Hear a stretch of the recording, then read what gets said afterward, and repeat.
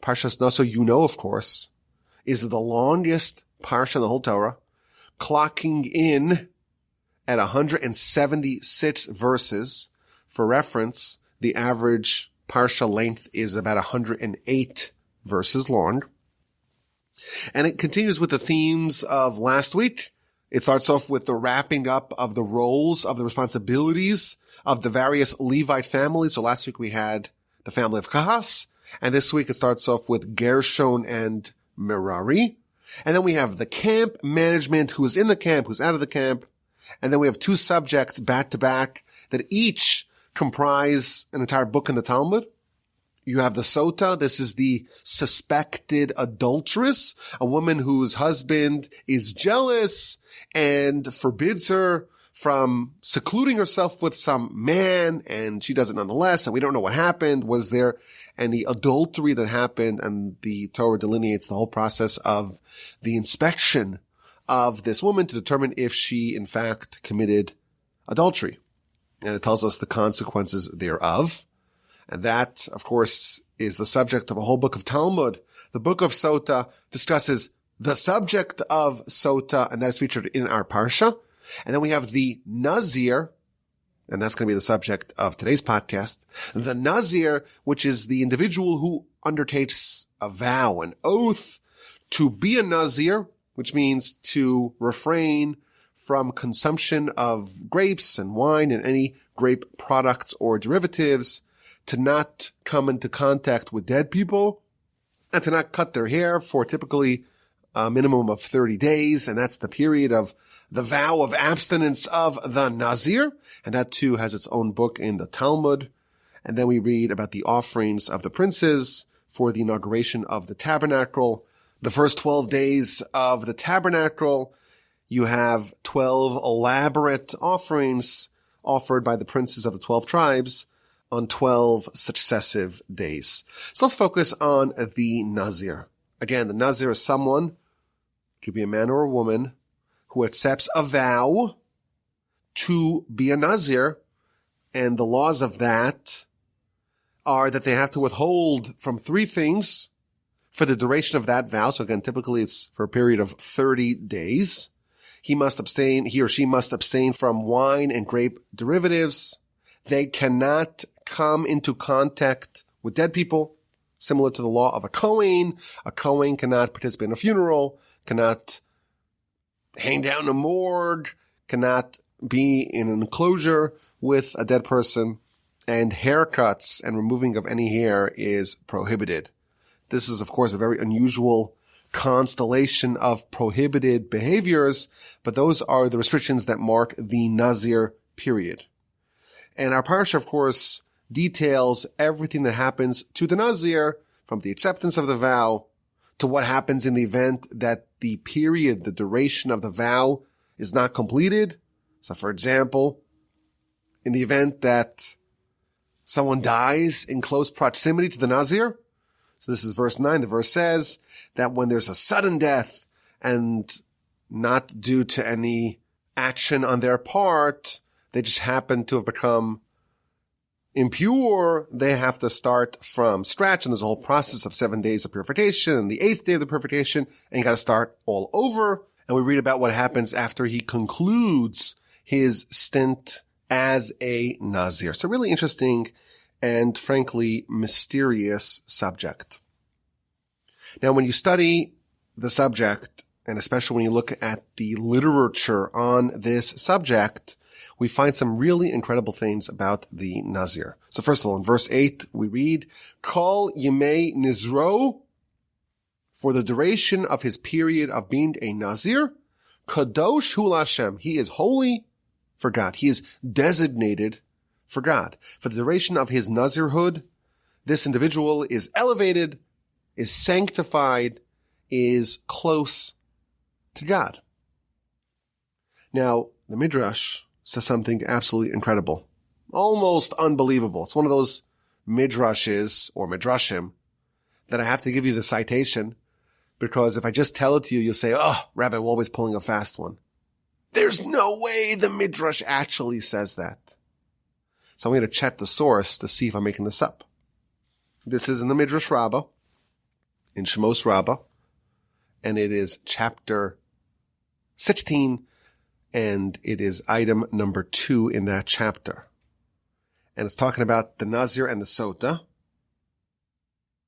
and it's stressing how the Nazir, even though the real problem is the wine, that's the focus, that's the emphasis of this vow of abstinence, nevertheless, he must also refrain from grapes and other grape derivatives, and tells us the Midrash as if God says the following to the Nazir. God's communicating here to the Nazir. Because you have accepted this vow to refrain from wine, I'm going to show you how you can avoid sin forever. And God said to Moshe, teach the Israelites, teach the Jewish people about the laws of the Nazir. And once a person accepts this vow, once a person adopts the laws of the Nazir, Harehu Malach, behold, this person is like an angel.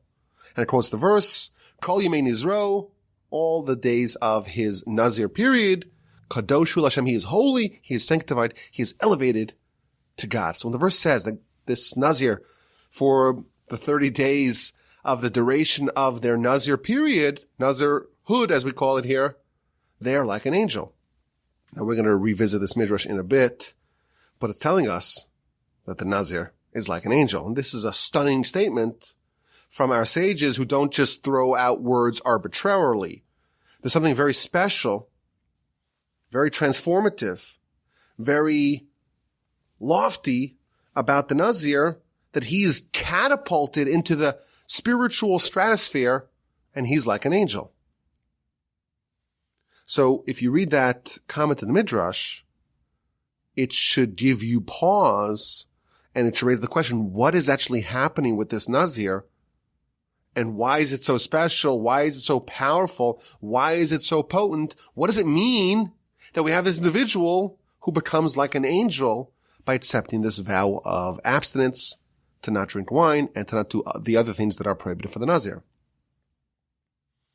Now there are 2 famous comments by the Ibn Ezra, which again will help us understand just the nature and the power of this state, the state of the Nazir.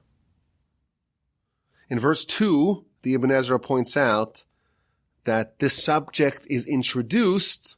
God tells Moshe, speak to the Jewish people and tell them, a man or a woman, ki yafli, lindor neder nazir lahazir lashem. When a person is mafli, to make a vow of a Nazir. What does the word yafli mean?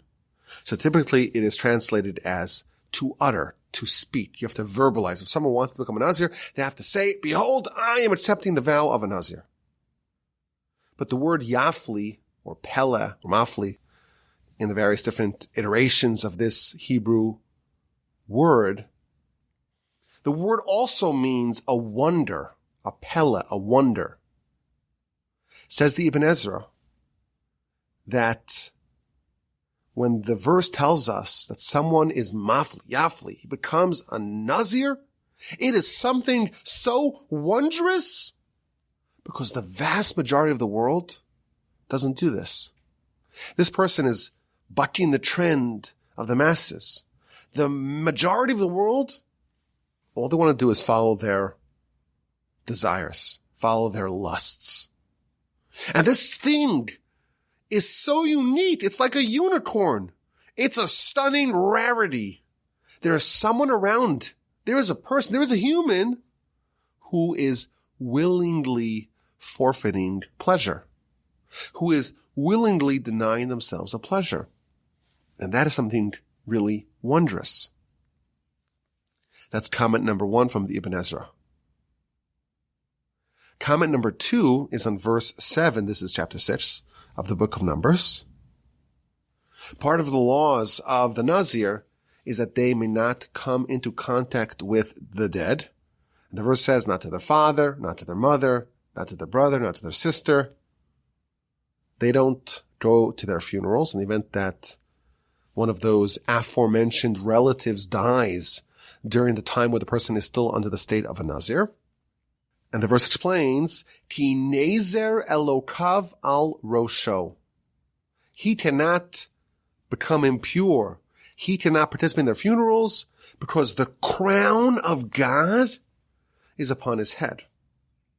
Now you may remember that a Kohen cannot go to a funeral either. But an ordinary Kohen, a standard Kohen, can participate in the funeral of the 7 close relatives, father, mother, sister, brother, son, daughter, and spouse. The only Kohen that cannot go to even the funeral of a close relative is the Kohen Gadol, the high priest. Tells us the Ibn Ezra. This Nazir, he has the laws of a Kohen, but not just any ordinary Kohen. He has the same restrictions against coming into contact with the dead as a Kohen Gadol, as a high priest. An ordinary priest may go to the funeral of a close relative. And then he explains that the justification of that is Ki nezer elakav al rosho, because the crown of God is upon his head. And he tells us that the etymology of the word Nazir is from the word nezer, which means a crown. The Nazir is crowned with the crown of God, and as a result, cannot participate in this funeral. And again, he revisits the point that he said in verse 2, because the vast majority of people, they are servants, they are subjects to their whims, to their desires, to their petty lusts. And a king who bears a crown is someone who has dominion and control. And this Nazir is called a Nazir because he becomes a king and he has a crown because he is now in control. He has dominion over his whims. And that's why it's called a Nazir. And that is the meaning behind this idea in the verse that the crown of God is upon him. He has dominion over himself. He's like a king. He is like a high priest. And the commentators point out that this term nezer, meaning a crown, is used also to describe the Kohen Gadol, the high priest. In Parsha Emor, we read a few weeks ago, Leviticus 21:12, Ki nezer shemen mishchas alakav alav. The Kohen Gadol cannot come into contact with the dead, even for close relatives. Why? Because the crown of the anointing oil of God is upon him. Now the commentaries point out, and this may be a little bit technical, the commentators point out that if you study the 2 verses that talk about the crown of the Nazir and the Kohen Gadol respectively, they both have the term nezer, which means a crown, but with regard to the high priest, it says the crown of the anointing oil of God is upon him. Whereas when it talks about the Nazir, it says the crown of God is upon him. The emphasis of the crown of the high priest is on the oil. It's the crown of the oil, the anointing oil of God. Whereas with the Nazir, it's just directly the crown of God is upon him. Which seems to imply that the Nazir is even greater on some level than the Kohen Gadol, than the high priest. So he's lofty, he's elevated, he's like an angel, he is holy and dedicated, and designated for God. And he's even more lofty for this period than an ordinary Kohen, and even more than a high priest. And the commentators note that there's another similarity between the Kohen Gadol, the high priest, and the Nazir. So we mentioned earlier that there could be a situation in which the Nazir can have his Nazirhood disrupted by a sudden death. And the verse says, if there's someone who dies and it happens all of a sudden, and now he became impure, he has to go back to day 1. He has to redo that 30-day, what's typically a 30-day stint as a Nazir. But if you look at the verses that talk about what happens, he has to purify himself for 7 days, and there's the process, the ceremony of the 8th day. The verse says that he has to bring sacrifices. This is a Nazir who became impure. Why? To atone for the sin of coming into contact with the dead. So again, we have a Nazir. And let's say it's day 15 of the 30-day period that he is a Nazir. And he's on a train or on a bus or traveling somewhere, and someone has a heart attack and dies right next to him. And he's there. What could he do? He's now impure. It was a total accident. What could the Nazir have done to stop an accident from happening next to him? It seems like he should be totally absolved of any wrongdoing. But the verse says explicitly that he has to bring an atonement sacrifice for the sin of being in the proximity of someone who died. And the commentators ask the obvious question, what sin did he do? Someone collapsed next to him. Someone had a heart attack next to him. It's not his fault. It's not like he chose to walk into a cemetery. Then he can say, well, you violated the terms of your Nazirhood. But here it says that someone died suddenly. Why would that be considered a sin? So the Meshech Chachma, one of the great commentaries on the Torah, he says that it is a sin. And he points out that the Talmud tells us that the accidental murderers who are forced to go into exile in the cities of refuge, they must remain in the cities of refuge until the death of the Kohen Gadol, of the high priest. And the Talmud asks, wait a minute, what does the death of the high priest have to do with the accidental murderers who are essentially imprisoned in the cities of refuge? Why is the death of the Kohen Gadol, why is that linked to the release of the accidental murderers from the cities of refuge? And the Talmud says, well, the Kohen Gadol was guilty in their crime. They murdered someone accidentally. If you're the Kohen Gadol, you're responsible for the whole nation.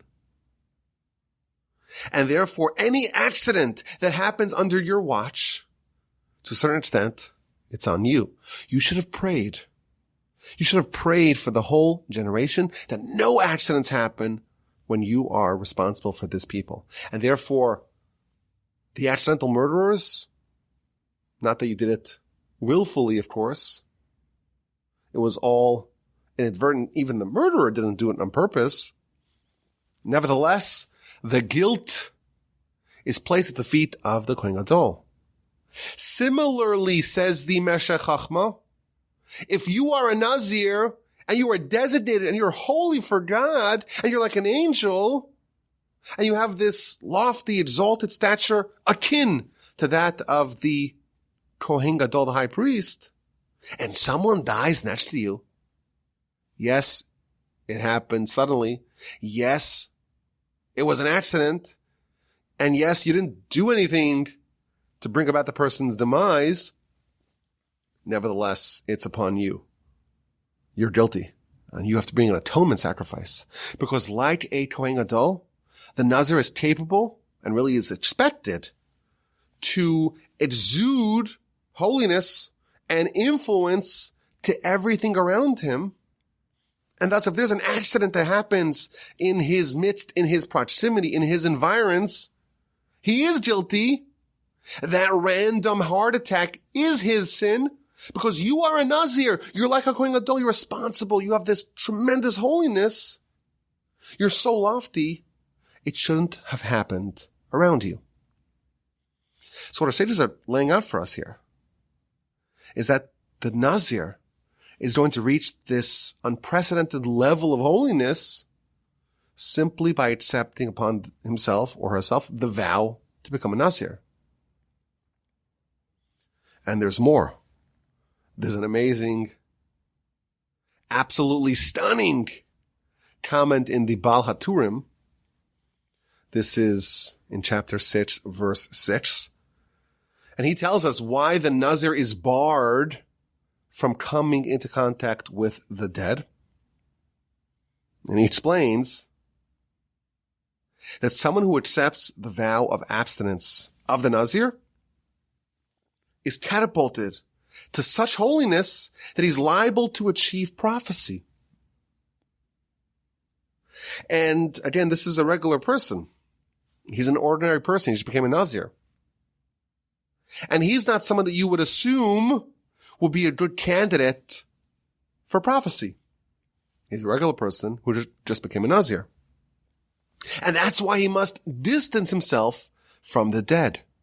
Because if he is hanging around the dead and he becomes a prophet, all the cynics, they're all going to say that this unexpected prophecy, it's not because this person became holy or righteous or lofty.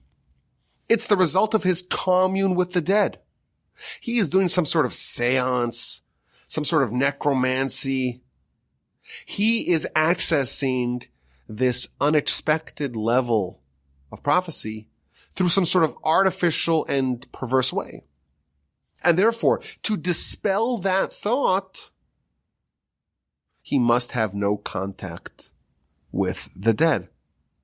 So again, we see this amazing revelation that someone who sets upon himself this vow is liable to achieve something so unexpected, so unprecedented, that onlookers will likely attribute it to some sort of sorcery, some sort of spiritual chicanery involving demons or spirits of the dead. No person would expect such a dramatic transformation to happen under legitimate circumstances. And we know it is legitimate because that's the power of the Nazir. But to dispel the cynics from saying otherwise, he may not come into contact with the dead. No one can even make the claim that he received this prophecy from the dead. Again, this is the stature, this is the power of the Nazir. This is an ordinary person who accepts this vow to be a Nazir, and he gets this crown, a crown similar to the crown of the Kohen. I like to call this crown the fourth crown. In the past, we've talked about the three crowns of our people. I believe we've read the immortal words of the Rambam in the Laws of Torah Study. This is chapter 3, law number 1. It talks about the three crowns that the Jewish people have been crowned with. Keser Torah, the crown of Torah. Keser Kahuna, the crown of the priesthood. V'Keser Malchus, and the crown of the monarchy. The crown of the Kohen, of the priesthood, is inaccessible unless you are a direct descendant of Aaron. The crown of the monarchy, you have to come from the family of David. But the crown of Torah, well, that's available for all. Whoever wants it can come and claim it. And it is not passed on to the next generation. It's not bequeathed to the next generation. It doesn't get transmitted in a hereditary inheritance. You have to earn it on your own. Those are the three crowns of our nation. Perhaps we could say that the Nazir is like the fourth crown. It's almost like, it's like the fifth beetle. There's this unofficial fourth member of this rarefied class. The Nazir is the one who has the Nazir, this crown on his head, like an angel, to a certain extent even loftier than the high priest. He is very likely, very liable to achieve prophecy. And it could all be done in this vow that's typically done for 30 days. And at the conclusion of the 30-day period, there is a process to conclude the Nazirhood. And the verse says, this is chapter 6, verse 13. An easy one to remember, 6:13. V'zos Toras ha-Nazir, this is the Torah, the laws of the Nazir, on the day that he concludes the days of his Nazirhood, Yavi Oso, al Pesach Omed, he will bring himself to the entrance of the tent of meeting to the temple. So Rashi tells us that the Nazir, of course, has to come to do the various processes of the conclusion of the Nazir period, but he has to bring himself.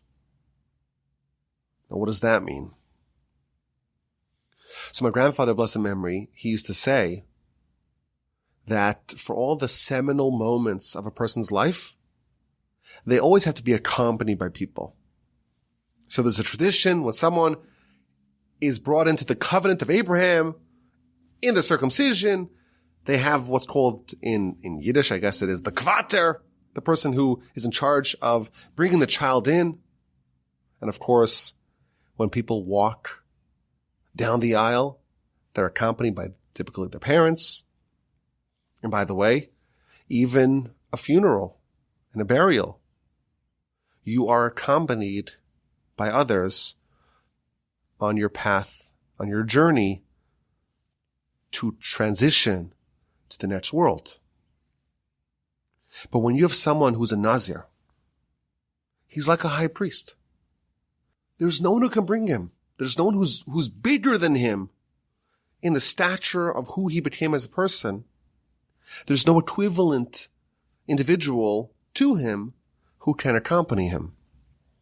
This is similar to what our sages say about the burial of Moshe. According to one version of the Midrash, Moshe buried himself. And in that idea, our sages are conveying to us that there was no equivalent individual. There's no peer to Moshe, and therefore he had to bury himself. And that's the idea. The Nazir has reached such an apex, such a pinnacle, that there's just no one who could bring him on this journey to the temple to conclude his period of being a Nazir. He has to bring himself. And by the way, what happens next? He concludes his Nazir period and he resumes ordinary life. And this period, these 30 days that he achieved this great heights, what happens to that? Does he lose it all?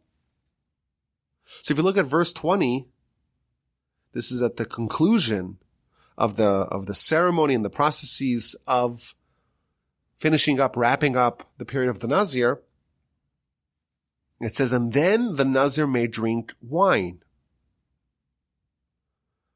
And the commentaries point out that he's allowed to drink wine, but he's still called a Nazir. Even after successfully concluding the Nazir period, that status is retained even when he goes back to drinking wine and he's no longer bound by the restrictions of a Nazir. He still is called a Nazir. He still maintains some of those achievements that he has unlocked over the course of the 30 days. So if you read all these descriptions of the Nazir, it sounds like a really great deal. It sounds like a cheat code. This is a shortcut. We all love shortcuts. It's a shortcut to achieve an unbelievable stature in a very short time. Give me 30 days and you're an angel. You're like the high priest. You're liable to receive prophecy. You have no peer. You have to bring yourself to the temple. What an amazing idea. And I think it's something that we really should explore and investigate further. And even though today we cannot become a Nazir, actually to say that more accurately, it would be very unwise to become a Nazir today because you can become a Nazir if you accept upon yourself that vow, but you cannot undo that status absent the temple. So effectively, you cannot become a Nazir. Nevertheless, it seems to me that there are aspects of this transformation that we can still employ today.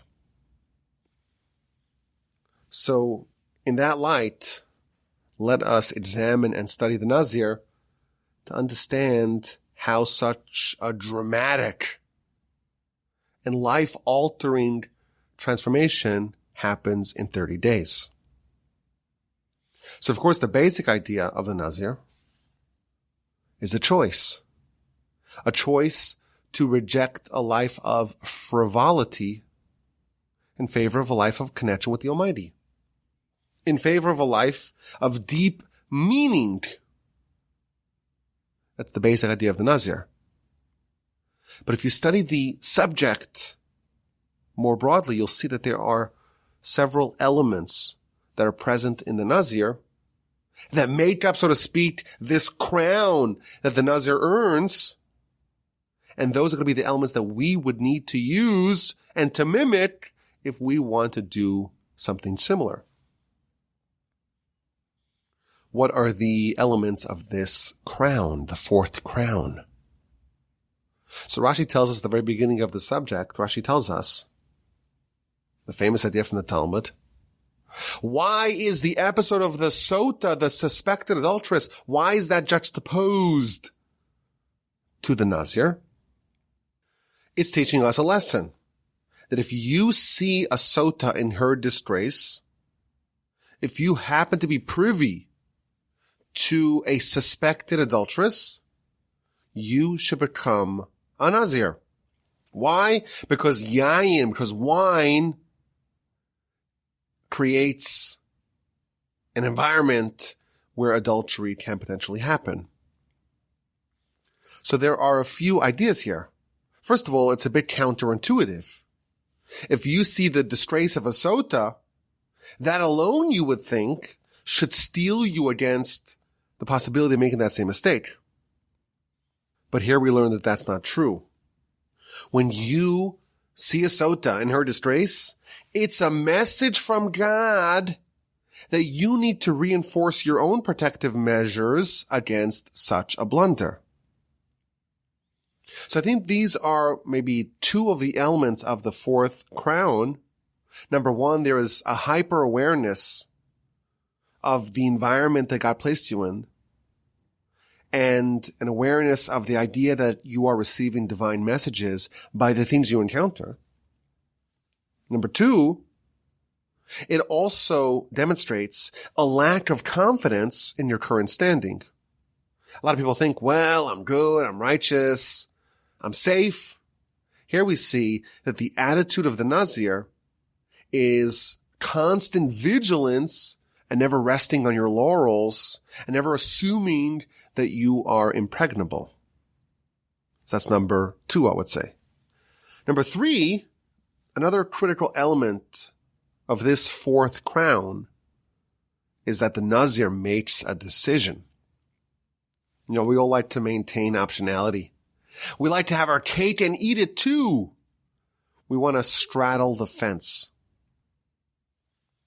The Nazir is making a decision. He is demonstrating resolve. He is saying, I am going to do something concrete to dedicate my life to God. We all have dreams. We all have ambitions and aspirations. I also think that certainly most of us have a deep realization that we're capable of immensely more than what we're currently doing. You know, we all have this sneaky, niggling feeling that we're not quite living up to our potential. We want to live up to that potential. We want to live up to Almighty's expectations of us. You may even really, really want it. But the Nazir doesn't just want it. He makes a decision. He acts. As they say, he crosses the Rubicon. He burns the boat. He makes this unbreakable vow to become a Nazir. He's not playing it safe. He's not maintaining optionality. There's no half measures. He makes a decision, the kind of ironclad resolve needed to earn the fourth crown. And part of this, I think, is a certain tenacity and resilience and grit in the event that there are hiccups. What happens when the Nazir has someone who dies in his proximity. For whatever reason, he has to start over. Part of the resolve of the Nazir is the recognition that there may be bumps in the road, and I may need to restart from square one if my efforts get torpedoed, and I'm accepting that already right now. So I would say that's another element of the Nazir, and another element of the requirements. In the event that we want to do something similar, we have to have this resolve, we have to make a decision, and we have to commit to what we are pursuing. Another hallmark of the Nazir is that he doesn't rely on fortitude. The Nazir creates structural realities that distance the Nazir from danger. Recall the midrash that we talked about earlier, the aforementioned midrash that we promised to revisit. The midrash tells us that the Nazir and the Sota and the suspected adulteress are juxtaposed in the Torah. Why? So, of course, Rashi tells us because if you see the Sota in her disgrace, make yourself a Nazir. The Midrash says something else. The Midrash says that a Nazir, the problem with the Nazir, is that he'll drink wine. And wine leads to levity and frivolity and all kinds of bad things. But what does the Torah tell him? The Torah tells him, not only should you not have any wine, but avoid anything that has to do with grapes, not raisins, not dry grapes, not wet grapes, not grape derivatives. The Talmud has a great line. They tell the Nazir, don't walk near the orchard. Don't walk near the vines. Avoid anything to do with grapes. Why? Because you don't want to tempt yourself. Don't say, hey, let me look at those grapes. I'll just hold them in my hands. I'll just smell it, but I'll avoid drinking the wine. No. Distance yourself from it, and thereby you prevent even the possibility of making a blunder. And the Midrash actually connects this to the Sota. Sometimes people say, this is the words of the Midrash. A person should not say, I cannot be intimate with this woman. She's not married to me. She's married to someone else, but I could grab her. Again, words of the Midrash, not my words. We could fondle. That's okay. That's technically permitted. No, says the Midrash, that's why it's juxtaposed to the Nazir. Just like the Nazir has to avoid anything that's any way related to grapes. When it comes to matters of the Sota, anything that could even lead to in any distant possibility lead towards the danger of adultery, that all should be avoided. So another element of this crown is not to flirt, literally or figuratively, with danger. The Talmud tells us an iconic story about the great sage Abaye. His name appears, I think it's the second most common name in the Talmud, meaning it makes the second most appearances in the Talmud. One of the great sages of our history. He overheard a young boy and girl making plans that they're going to go for a long walk in the forest. And he says, I know what they're going to do. They're going to do something inappropriate. I'm going to stop them. I'm going to prevent them. So they start walking towards the forest, and the great rabbi is following them at a distance, just waiting to pounce to stop them from doing anything inappropriate. And he's following, and they're walking together, and then they reach a fork in the road, and one of them goes to the right, and one goes to the left, and they say, it was so delightful to walk together, and I wish we could spend more time together, but we can't. Alas, I have to go this way, you have to go that way, and they just left. They just departed. And the great rabbi is all depressed. He says, if I was that young man, and there's no one around, who knows what it would have done? And he can't believe it. He's a great sage. And yet this just individual is able to overcome temptation in a way that the great rabbi forecasts about himself, that he wouldn't be able to withstand the temptation. So the rabbi was depressed until some old man came to him and says, don't be depressed. Kol hagadol mechavero, whoever is greater than his friend, has a greater yetzer hara. So you are greater than that young chap. And therefore, you have a greater yetzer hara. So don't feel bad that you feel like you wouldn't have withstood the temptation. You would have had a much more difficult test than that individual. Now, the obvious question of this Talmud is, well, if the great sages all have a much stronger evil inclination, would you imagine that they, God forbid, are doing these sins frequently? And the answer is no. The answer is absolutely not. Why? Because they learned the lesson from the Nazir. They would never get themselves into a situation where they would have to resort to tenacity and strength of character and intestinal fortitude to overcome it. They have structural safety measures to prevent that from even happening. Just like the Nazir, you avoid the vines, avoid the vineyard. They avoid anything that could potentially lead down the line towards such a challenge, such a test. That's another element of this crown. The Nazir teaches us to avoid problems and not to wait to the last second to try to extricate yourself from danger. Just avoid the danger to begin with. Now, it's also interesting that we have this 30-day boot camp, this 30-day blitz. And by the way, the Ramah in the book Torah Sa'ola says, this teaches us that if you do something, a habit, a behavior, you do it for 30 days, you have now acquired that habit and that characteristic. But it has to be focused. If you want to become this Nazir, you want to earn that fourth crown, you want to forever change your life in 30 days, you have to be focused. You have to be committed. You have to make sure that it's not just 30 empty days.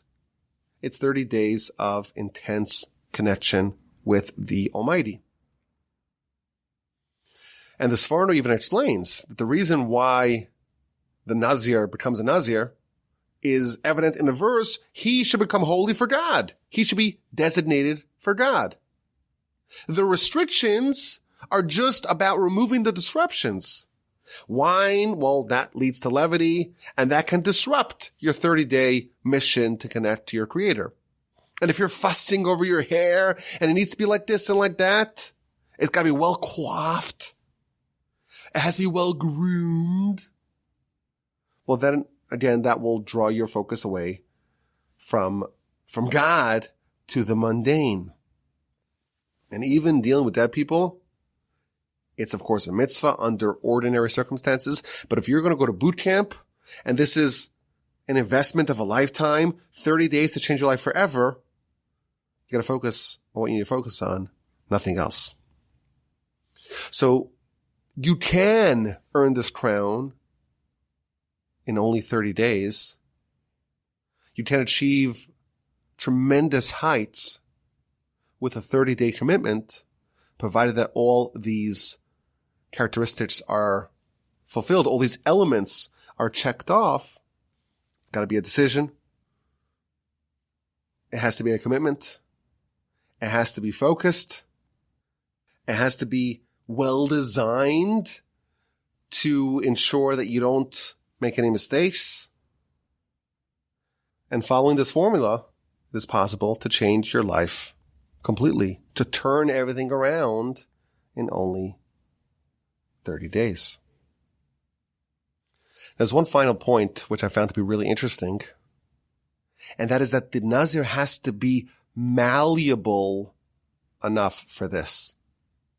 The commentaries note that traditionally the Nazir, that was the mitzvah of young people, typically unmarried people. And the source for that is, if you look at the list of people that the Nazir cannot participate in their funeral, it doesn't mention their spouse or their children. Why are those relationships omitted from verse 7 to talk about all the relatives that are not allowed to participate in their funeral? And the commentators explain, well, the Nazir was typically a young person. And the explanation of that is, a young person is still malleable enough to have a 30-day blitz to achieve a radical change. Young people are best suited for this kind of radical and accelerated growth. Once someone is really older, they're advanced in their years, they become much more set in their ways, and having such a grand transformation is much harder. And therefore, it's ideally suited for young people. Now, just from a law perspective, mature adults can do this as well, but because the Nazir is typically the domain of the youth, it doesn't mention the spouse. But I think just for our quest, this fasting idea of our Parsha, that with 30 days, you could change your life completely, it should be noted that the younger a person is, and the more malleable and flexible they are, the likelier it is that this will, in fact, achieve its aims. So that's the Nazir. I think it's really interesting that even though it sounds like a real dream, 30 days, you change everything, turn your life around in 30 days. Interestingly, it's not encouraged. The Talmud talks about how the sages would dissuade people from taking on this 30-day challenge. And in fact, at the end of the 30 days, or the period, the duration of the Nazirhood, the Nazir has to bring a sin offering. And Rashi quotes the Talmud, why does the Nazir have to bring a sin offering? Al shetzir atzmo min hayayim, because he pained himself by abstaining from wine. And the commentators explain, Judaism were not into asceticism.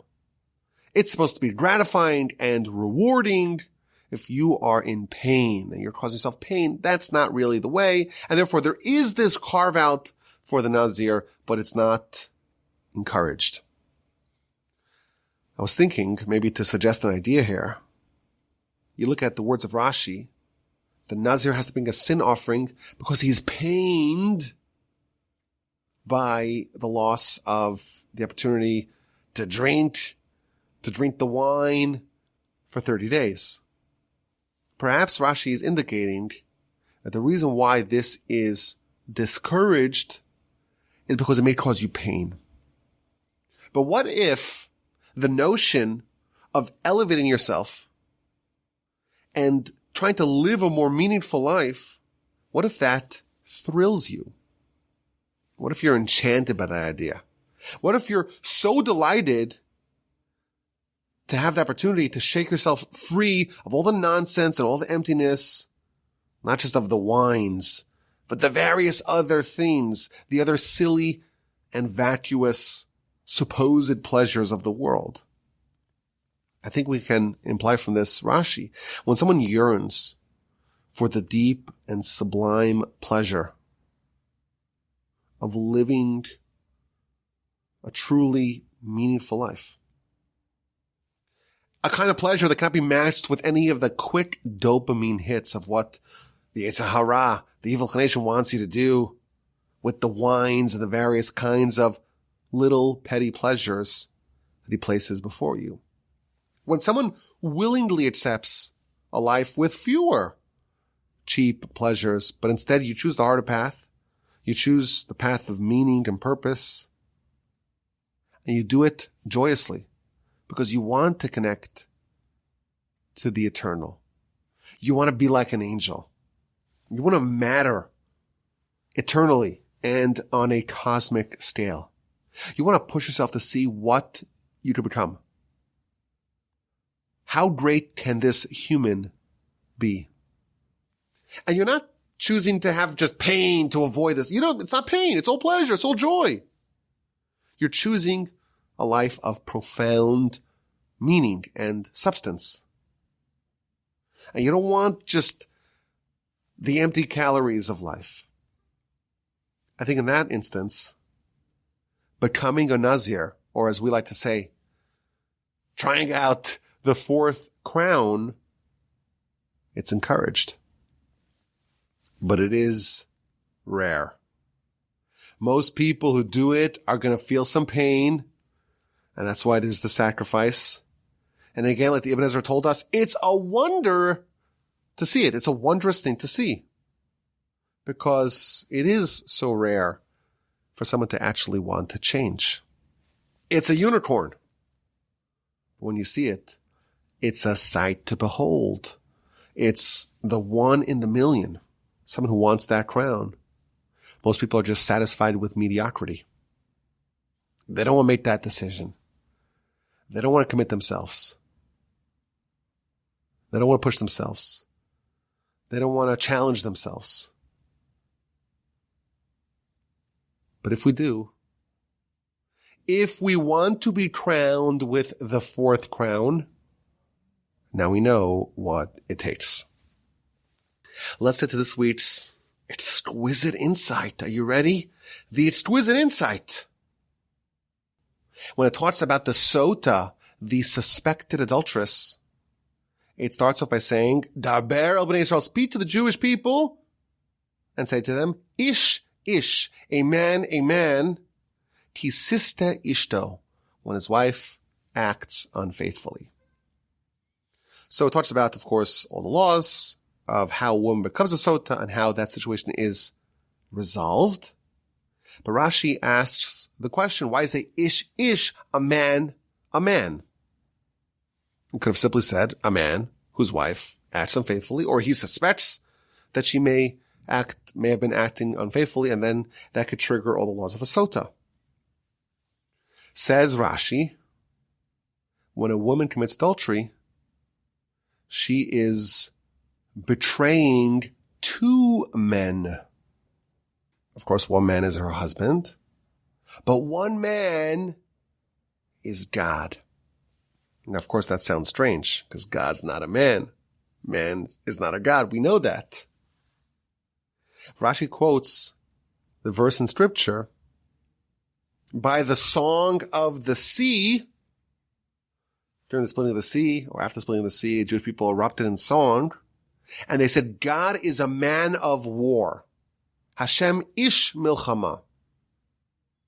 And of course, no one's claiming that God is a man, but there is a verse in scripture that describes God as a man of war, and that is what's being referenced over here. A woman who commits adultery, she is betraying both her husband and God, who, in a different context, is called a man of war. Now, I saw an amazing letter that my grandfather wrote, and he was writing to one of his students who was having a really hard time finding a life partner, finding someone to settle down with.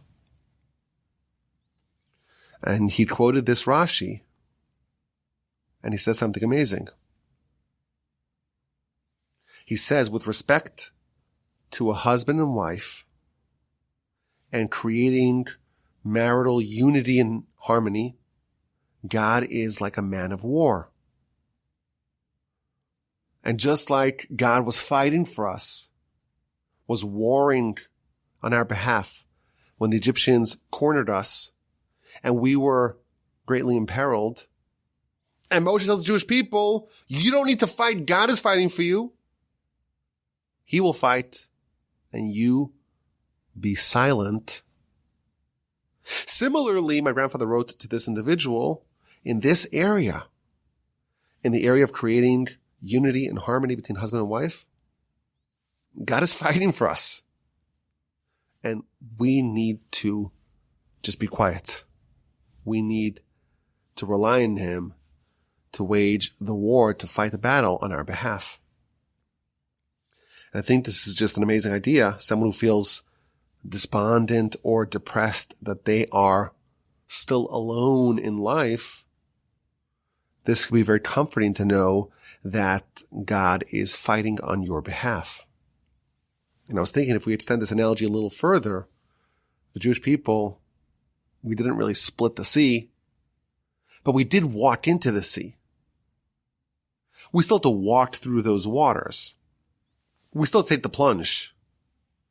I think if we extend this idea further, someone can be comforted in knowing that God is fighting for them on their behalf, but they also need to know that just as was the case with the split of the sea, when the Jewish people said God is fighting for us and they acknowledged as such afterwards, they still have to do something on their own. And I was thinking maybe we can extend this idea a bit further. The Talmud tells us that God arranges spouses. God is a matchmaker. He puts people together. But the Talmud also says that God provides sustenance for people. And by the way, this should be obvious to those who have familiarity with the Talmudic literature on the subject. But the Talmud says that it is as hard for God to put man and woman together as it was for him to split the sea. Again, telling us that God is the same man of war, so to speak, fighting on our behalf, fighting to connect us with our better half or other half, fighting in the same manner as he was for the Jewish people when they were in danger. And the Talmud also says that it's as difficult for God to make sure that man has his sustenance as it was for God to split the sea. So again, perhaps we can suggest that we can extend this idea a bit further. God arranges a spouse for us, and he's committed to that cause. We can be comforted to know that he's also committed to the other causes that he pledged to take care of us with in those matters too, such as, making sure that we have food to eat, sustenance, all our needs are met. We can know that God is a warrior, so to speak, fighting on our behalf. I hope you enjoyed this podcast. If you're still listening, if anyone's still listening, it's the Parsha podcast from Houston, Texas. I hope you have a fantastic day. I hope, if you haven't yet done so, you send me an email, rabbi@gmail.com. Just let me know how things are going. Have an incredible rest of your week. Have a stupendous and sensational and delightful and peaceful and uplifting and meaningful Shabbos upcoming. And please God, we will talk again next week.